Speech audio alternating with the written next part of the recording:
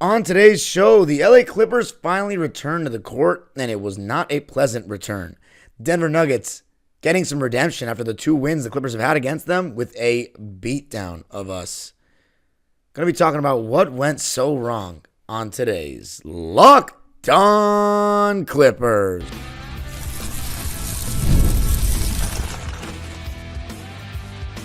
You are Locked On Clippers, your daily Los Angeles Clippers podcast.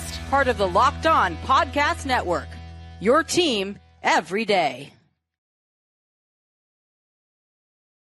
Yes, sir. You were locking in with the Clips. Thank you for making Locked On Clippers the first listen of your day, your team every day.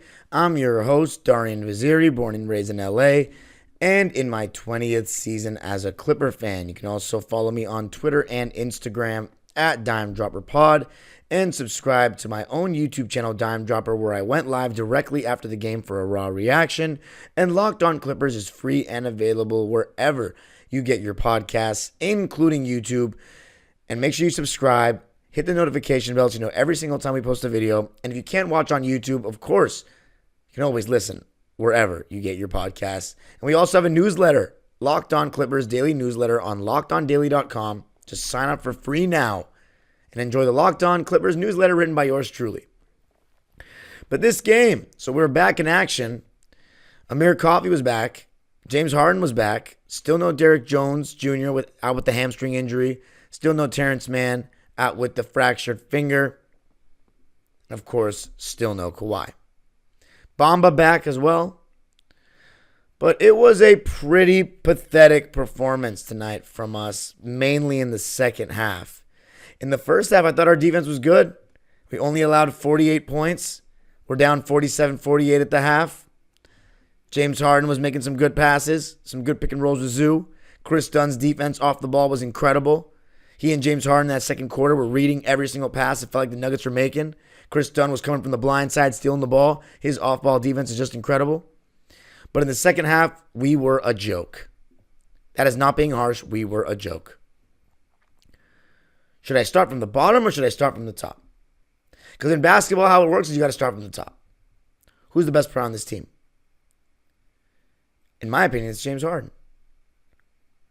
He was an absolute travesty in that second half. Offensively, I thought besides maybe 2-3 good passes, one of them notably was at the end of the shot clock where he found Chris Dunn for a wide open corner 3, like kind of right before Chris Dunn got subbed out because he was missing too many shots. But he also apparently, Ty Lue said that he was sick and asked to come out because he was the only Clipper with a positive plus-minus tonight. But the one thing is, teams are really starting to figure out that Chris Dunn is struggling to shoot the ball right now. So expect teams to start giving him the Westbrook treatment. But James Harden in that second half, I mean, outside of those couple good passes, he was horrific. Turning the ball over so easily, not getting back. His defense in the half court, he was just walking around. But in transition, he was literally at a light jog. That's unacceptable. He's gone a lot of time off. He's got to be ready to go. I mean, I know there's the altitude. I know that Denver leads the league in fast break points, but that was quite unacceptable. And then we go to Zubats, who I thought was just average. He had a double-double, but to me, he was just average. He didn't deter anybody defensively. Jokic wasn't even that aggressive. He only had 16 points and shot 9 times, and they still won by 22 points. And Zoo had 13 points, 13 rebounds, 4 assists, 1 steal, 2 turnovers on 6 for 12 shooting. But he was 1 for 3 from the free throw line. And he's already not shooting well from the line this season. Enough's enough. Like, he's got to shoot the ball a little better from the free throw line. He's shooting 53% going into this game, and he shot 33% tonight. So that percentage is only going to go down. That would be a career low. With how good of a season he's having, if he could just make his free throws at a normal clip, he could be averaging 16 points a night. It's not good enough.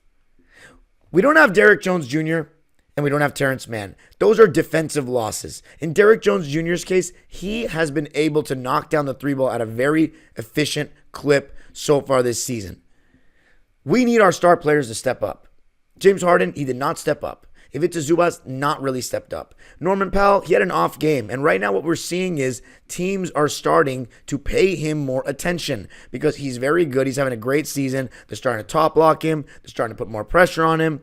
They're starting to not help off of him. He had 16 points in this game, which was tied with Kevin Porter Jr. for our leading scorer. He had 3 rebounds, 4 assists, and a turnover on 6 for 14 shooting, 3 for 10 from 3, and 1 for 2 from the foul line. Look, we shot 41 threes as a team. I don't know how I feel about that because I don't think a lot of them were good ones. We did create some good ones, but there were also a lot, especially in the first quarter when we shot 3 for 13, where I was like, okay, we could get a better shot than that. We've got to work a little bit harder, to get a shot and make the defense work harder in the process. Norm was 3 for 4 from 2. 3 for 10 from 3. I know it's been fine seeing him be super high volume with threes this season, but I'd have to look back at all his attempts. But there were some ill-advised threes in there from the team. We shot 45% from the field, 34% from 3. So not great there in either category. Not horrific, but this is horrific. 56% from the free throw line. 10 for 18. Not that it would have made a difference even if we made all 8 of them, but it's not a good precedent. If it's a Zubac 1 for 3, James Harden 1 for 2, Norman Powell 1 for 2. So collectively we go 3 for 7 with our 3 best players. That's a joke. By the way, if you're noticing my tone right now, this is only one of 2 losses out of these 12 losses that we've had that have been, to me, a pathetic effort. And 2 of them, though, were in the last 3 games. We've lost 3 games in a row. That Minnesota game was a joke, and this game was a joke. We got to be better. 26 games without Kawhi. We're almost at 30 games without him. I know we've gotten hit with the injury bug. We have. But from an effort standpoint, we got that many days off. Can we at least compete? It's one thing to lose. Can we at least compete? That was a joke. James Harden had 15 points, 5 rebounds, 6 assists, 2 steals, 9 turnovers, 6 for 14 from the field, 2 for 6 from 3, and 1 for 2 from the foul line. Look, they had 22 turnovers and we had 19. And it didn't really feel like they had 22. They capitalized off of our turnovers, but we did off of theirs as well. We scored 31 points off their 22 turnovers. They scored 24 points on our 19, but they were so efficient on the break, passing the ball, finishing around the basket. But we just were soft with the ball. Very careless. Jordan Miller kept going into Russell Westbrook and getting ripped. And I don't know, it just was a poor display of ball retention from us. And we just got to be stronger with it. But the effort was despicable, and the 3 best players on our team just were not good enough. They each made 6 shots, but collectively they were 18 for 40, under 50%. I mean, the shooting splits weren't as bad as just I thought the overall impact just wasn't great. Harden turning the ball over 9 times and just walking back on defense in the second half was ridiculous. I mean, it's just like it all starts with him. You know what I mean? He's the guy, in my opinion. That's just how I feel. And first of all, it doesn't matter who it is in transition. If you are walking at a light jog, that shows me you do not want to win that badly. Point blank, end of story. This defense matters. And that's what we've built our identity on this season. But I get it. When Chris Dunn is asking to come out of games, and we don't have Derrick Jones Jr., and we don't have Terrence Mann, our defense isn't going to be as good. Especially when Ty Lue is playing the entire bench together when we're already short depth. There's no way we shouldn't have one of either Zoo Harden or Norm in the game at all times, if not 2 of them. We put in Bones, KPJ, Jordan Miller, Amir, and Mo Bamba in one lineup versus a Denver Nuggets team that is hungry for wins with the way they've been criticized this season. Everyone's healthy, and we thought that was going to work. We should not be having scheduled losses when you have like 5 days of rest. Coaching staff, that was not good enough from everybody involved. Lose with some dignity. That's all I ask for. Russell Westbrook, he was getting his hands on the ball every single second half moment. And even though he was awful in terms of offense at times, and I was living with every shot he took, defensively, he was more active than our whole team. Besides maybe Chris Dunn. There was clearly something to it, in that game. He wanted to win it. We just didn't want it bad enough. That's cliche, but we did not want it bad enough to me. Got out-rebounded 46-31. Did not get back in transition well enough. It's not good enough. Coming up, though, going to be talking about the Stars and what I think they could do better going forward. Stars, and I use that term lightly. It's really one star and two guys that have served as all-star caliber players at times, but you know what I mean. Talking about it coming up.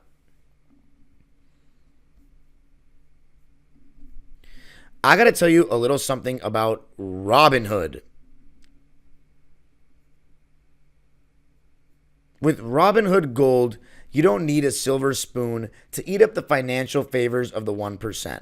Robinhood Gold allows others to get the rates and perks usually reserved for the high society. Now, the resourceful individual with Robinhood Gold can earn the very liberal rate of 4.25% APY on uninvested cash and be rewarded with a handsome 3% retirement boost on IRA account contributions. Robinhood Gold provides the privileges of a high net worth for any net worth. These generous benefits are now available for only $5 a month. The new gold standard is here with Robinhood Gold. Sign up at robinhood.com/gold.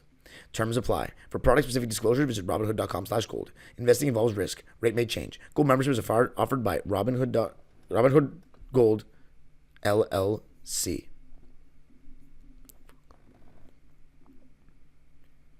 All right, so back here talking about the game.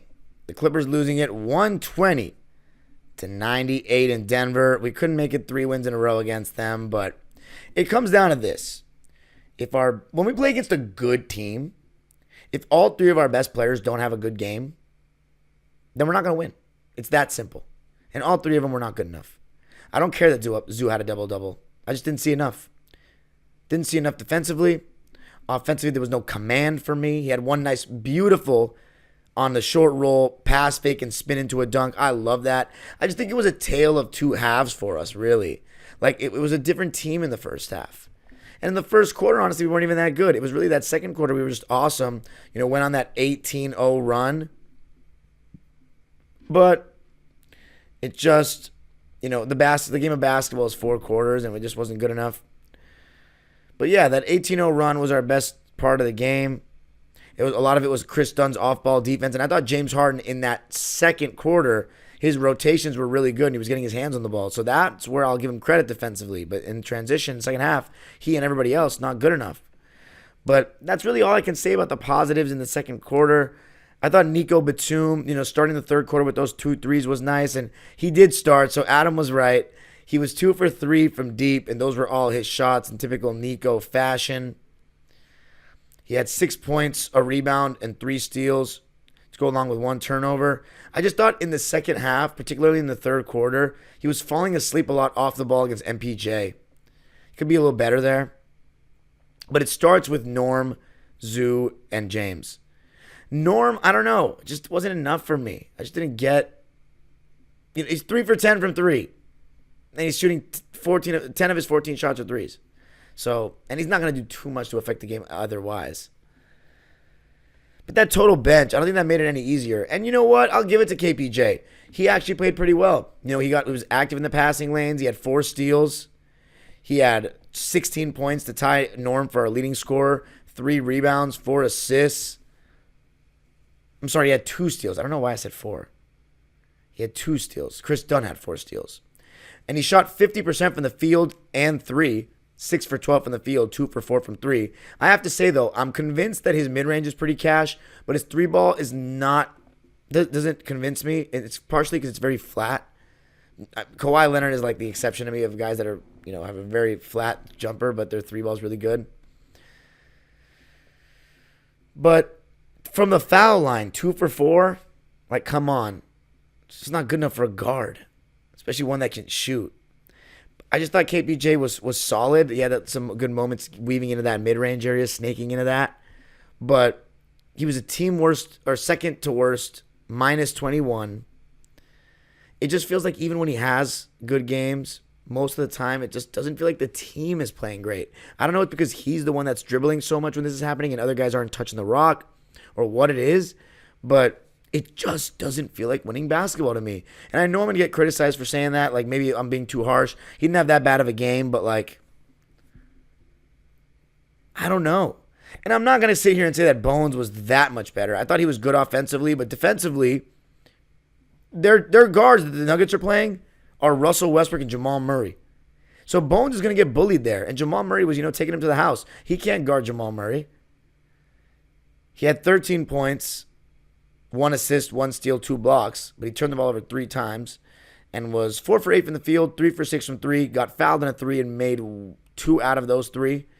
But he played 21 minutes and got in double figures and showed that he could shoot efficiently from the field in 3. So if we're talking offense, Bones Highland looked pretty solid, but I just don't think he's ahead of KPJ in any sort of pecking order right now. It's just my honest opinion. But I don't know. This wasn't a good enough performance. It just starts with the stars, though, or like our best players. If Norm, Zoo, and Harden aren't giving you... Because the theme in the games that we've beaten Denver so far this season is that James Harden was fantastic, and Zoo did a pretty solid job, all things considered, on Jokic. And this game, it wasn't even just because Jokic scored 16 points means nothing. It wasn't necessarily a good job. They were just so in command that it didn't matter. So that's not good enough. But yeah, when you play Bones and KPJ together and Jordan Miller, who's still learning NBA defense, and he didn't have a very good game in this one. Russell Westbrook was taking the ball from him. And I just think our whole team was way too weak with the ball. Way too weak with the ball. Careless. Careless, man. Be a little stronger with the rock. And I know Denver turned it over 22 times. This isn't Locked On Nuggets. That's with Matt Moore, Swipa, and those guys. You know what I'm saying? We're talking Locked On Clips. We're turning the ball over too much. Especially when they're that good in fast breaks. But it starts with our best players. I know Bones Highland and Kevin Porter Jr. gave us something, but defensively, still leaves a lot to be desired. I don't think Ty Lue should have gone total bench so much. And Jordan Miller, he wasn't very good. He had a donut and he played 15 minutes, had 2 assists, a turnover, and was 0 for 2 from the field and 0 for 1 from 3. But coming up, going to talk about what we missed out with our players out and why we need to get healthy so badly.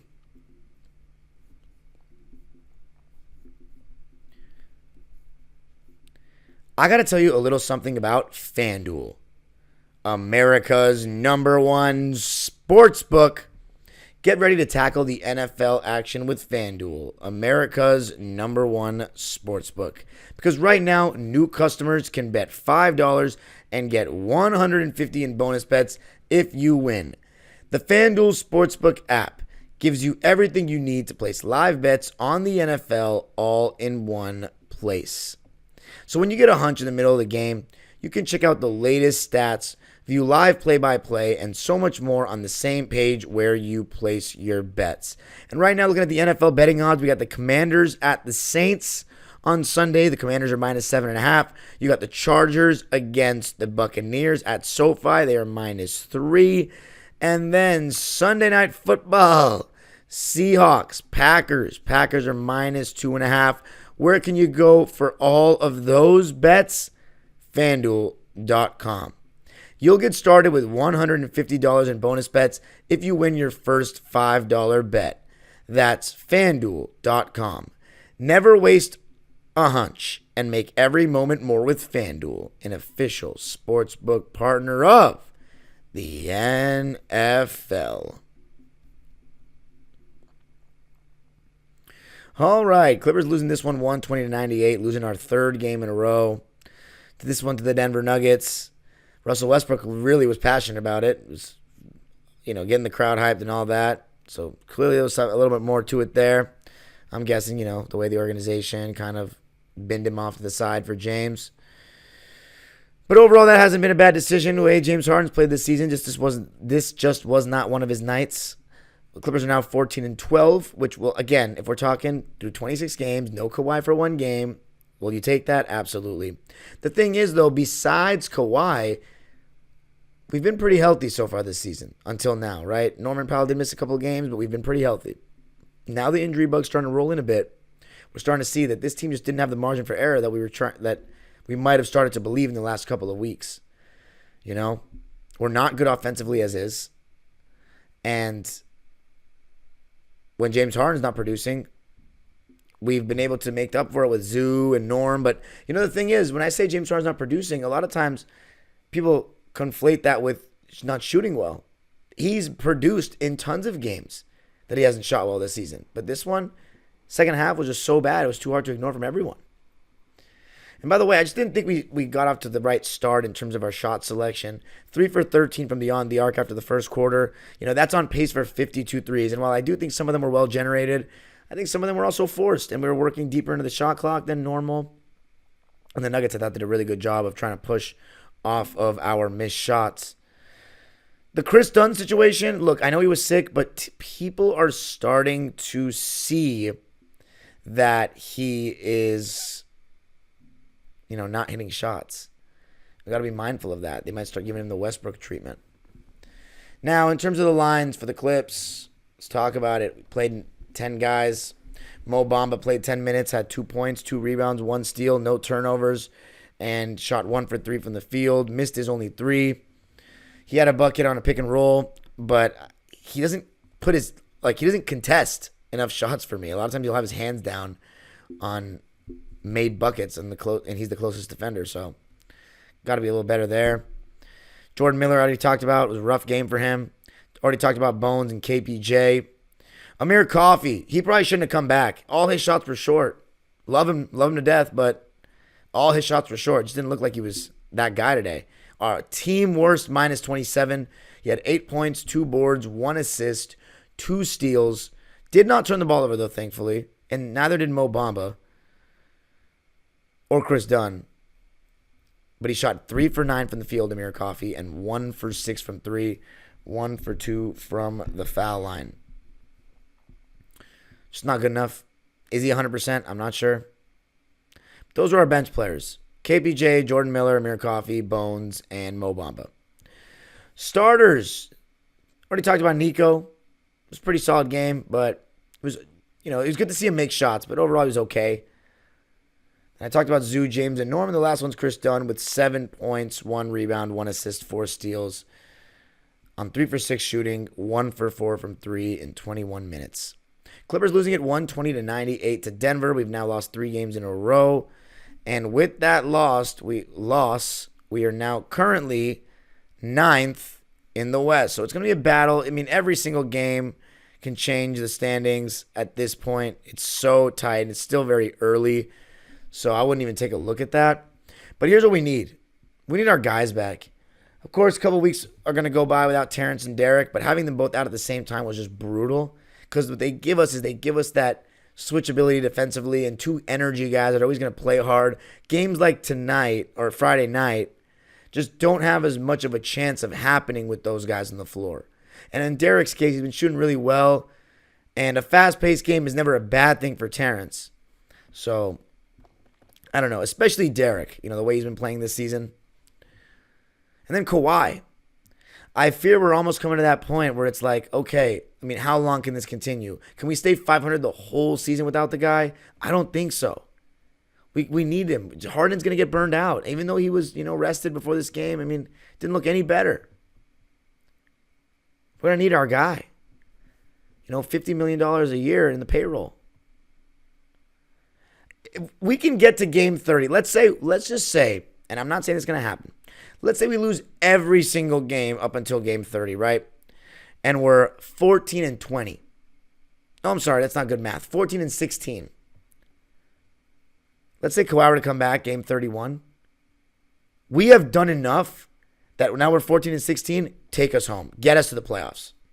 They've done enough, the squad. Even though they were garbage in this game, they've done enough. It's time for Kawhi to come back soon. It's getting to that point. Am I overreacting? I don't know. Let me know in the comments. We've lost 3 games in a row. I think we can definitely bounce back and beat Utah next game. That's no problem. But then we got 2 games at Dallas, and they've been good this season. They're a good team. They went to the finals last year, as we know. But you can follow me on Twitter and Instagram at Dime Dropper Pod. Subscribe to my own YouTube channel, Dime Dropper, where I went live after the game directly as well. And, of course, this channel. The only 5... Actually, no, Adam Osland, of course. But Locked On Clippers, 5 days a week. You're home for all things Clippers. From a diehard LA native and LA Clipper fan, your boy. Make sure you subscribe on the channel. Let's get up to 7,000 because, can we please show everybody, how loyal we are? Let's just keep going. 7,000. And, of course, the Locked On Daily Newsletter, the Locked On Clippers Daily Newsletter. I write it, and it really would mean a lot if you subscribe. Really sign up. It's very quick. Just go to LockedOnDaily.com. And it's like 500 words. If you can't listen to every episode, gives you pretty much a nice synopsis of what I'm saying on the show. It's essentially Locked On Clippers podcast in newsletter format. So check it out. But yeah, we'll bounce back against Utah. I have full confidence. That's Monday night. I'll be there. The age-old proverb continues. Go Clippers.